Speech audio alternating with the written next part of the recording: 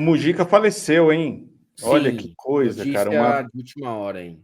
Uma das figuras mais incríveis, importantes e geniais, né, da nossa contemporaneidade aí.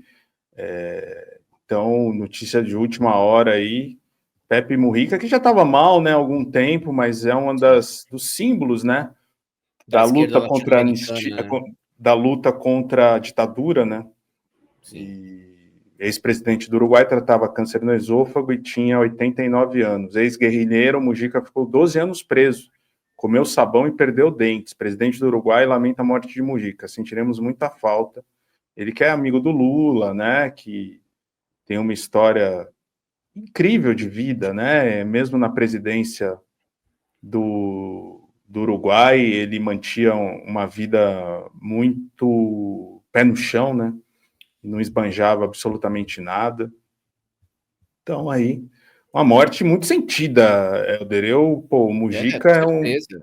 uma pessoa, pô, sensacional, né? Incrível, cara. Incrível, incrível. Levava uma vida muito frugal, né, ali no seu sítio no Uruguai, e tinha uma relação com o fim da vida que era bem tranquila. E eu gosto disso, porque eu também tenho essa relação, assim, com a finitude. A gente sabe, né, que vai chegar o fim da nossa vida, Sim. e ele encarava a morte com muita naturalidade. Ele falou o seguinte: é preciso morrer. Pertencemos ao mundo dos vivos, nascemos destinados a morrer. Por isso a vida é uma aventura maravilhosa. Mais de uma vez na minha vida a morte rondou a cama. Desta vez parece que vem com a foice em punho. Vamos ver o que acontece. Ele continuava otimista, incentivava a juventude. Falou isso aqui também no ano passado. Vou continuar militando com os meus companheiros, fiel à minha forma de pensar, com minhas verdades, com minhas verduras e minhas galinhas, desculpa. Quero dizer às meninas e aos meninos do nosso país que a vida é linda, mas ela se desgasta. A questão é recomeçar a cada vez que cair. E se houver raiva, transformá-la em esperança, tá? Ele ainda na despedida disse um recadinho para os opositores. É fácil respeitar aqueles que pensam parecido com você, mas você precisa aprender que o fundamento da democracia é o respeito aos que pensam diferente. Por mais de uma vez, ele se esquivou do título de articulista, falando que não interfere em ações do seu partido há mais de 5 anos. Me arrependo de tanta coisa. Eu fui presidente e neste país ainda tem gente que passa fome. E ele falou também, importante aqui, né, sobre a doença que ele estava.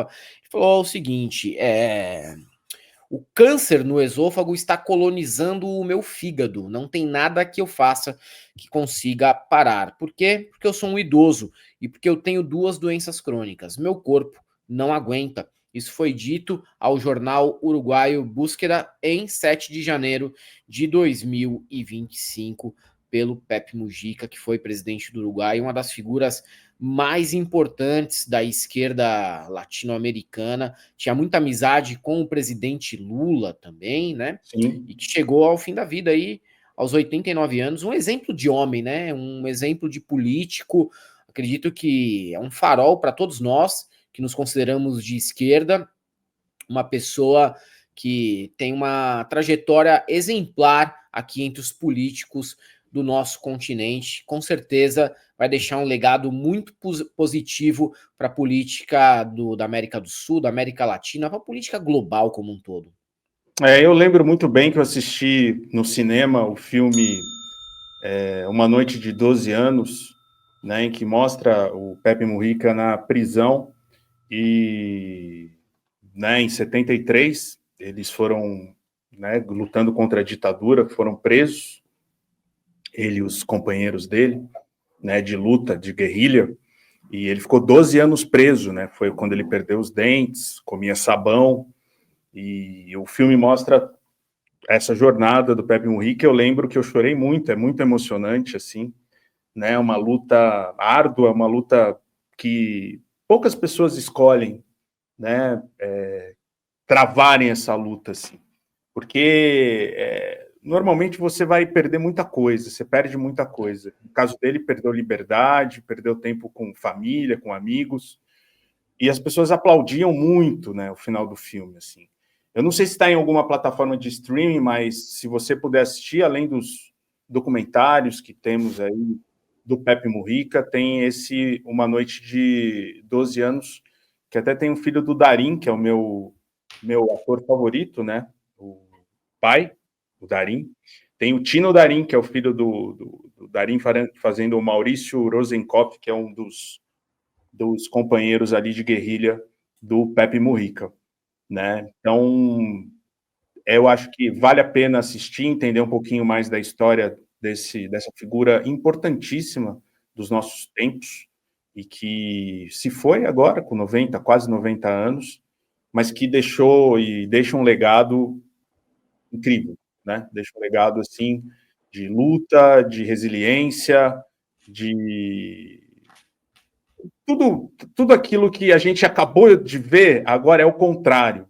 Tá? Tudo aquilo que a gente acabou de ver agora, falando da Virgínia Fonseca, você põe um contrário, o que foi a vida do Pepe Mujica. Né? Um homem obstinado pela liberdade do seu povo, né? A liberdade política, essa palavra liberdade que é tão complicada hoje, né? Porque é um dos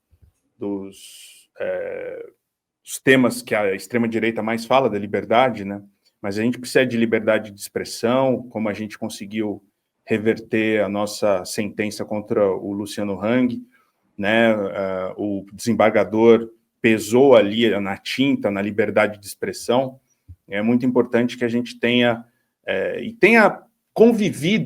podido conviver com uma pessoa como o Pepe Mujica durante a nossa vida, e ele mostrasse um farol mesmo daquilo que deveria ser muito a parte da esquerda, assim, né? De luta, de resiliência, de amor à vida, amor ao próximo, principalmente. Né? Exatamente, Marco Bezzi. É isso aí. Talvez ele tenha morrido depois de ver a Virgínia falando hoje na CPI também, né? Não sei. Pode ter acontecido. Cara, pode ser. Eu morreria se eu já não tivesse acostumado. Salve, meus bebês, salve, Bezzi, salve, Eldio. Não, só pedir para entrar rápido para deixar a minha homenagem pro Mujica. É uma baita referência para mim ao longo da vida. E, cara, assim, a gente entende com 88 anos e a situação que ele estava, sabe, é um descanso, é um alívio, assim, que tinha muito mais como seguir. Ele disse isso, acho que há uns 2 meses ali, ele disse que ele sabia que a coisa estava chegando no limite ali. Mas para deixar registrado o meu carinho, o meu respeito máximo pela trajetória de vida dele. Eu disse hoje no N1, mano, que as coisas mais difíceis que tem para os seres humanos é ganhar poder sem se corromper. É ganhar poder e se manter genuinamente humilde, batalhando pelo teu ideal. E eu não consigo pensar num exemplo mais digno disso do que o Pepe, cara. O cara que se tornou presidente da República, o cara que ocupou a primeira posição do Estado Nacional dele, e um cara que continuou morando totalmente no mesmo lugar que ele morava, dirigindo o Fusquinha que ele dirigia, e um exemplo de luta e de coragem. Você falou aí, né, Bezzi, do filme dele, não assisti ainda, eu li a biografia dele. Ele conta, sobretudo, o período de prisão que ele teve que enfrentar ali, que foi duríssimo, coisas que, assim, mano, cabuloso mesmo. Então, só queria deixar registrado, um beijo gigante, que esse gigante que a gente tem parta em paz, deixa um exemplo, um legado muito foda de luta, de coragem, de humildade, de simplicidade, e expressar meu respeito e o meu carinho por essa figura, cara. Um beijo, Pepe, vai com Deus, meu irmão. Por que as elites odeiam tanto o povo brasileiro? Segundo essas elites, as cidades de fora são sempre as melhores, as pessoas lá são mais educadas, honestas, bonitas. Cidade boa é Miami, comida e cultura de valor só na Europa. É sobre esse tema e a explicação disso que farei a próxima aula magna da pós-graduação do ICL, Repensando o Brasil, Sociedade, Política e História. A aula Por que as elites odeiam o povo brasileiro será no dia 15 de maio, na quinta-feira, às 20 horas. É uma aula de graça e aberta ao público. Uma oportunidade única para você conhecer essa pós que é revolucionária. participe desse momento especial com o ICL e a FESP São Paulo.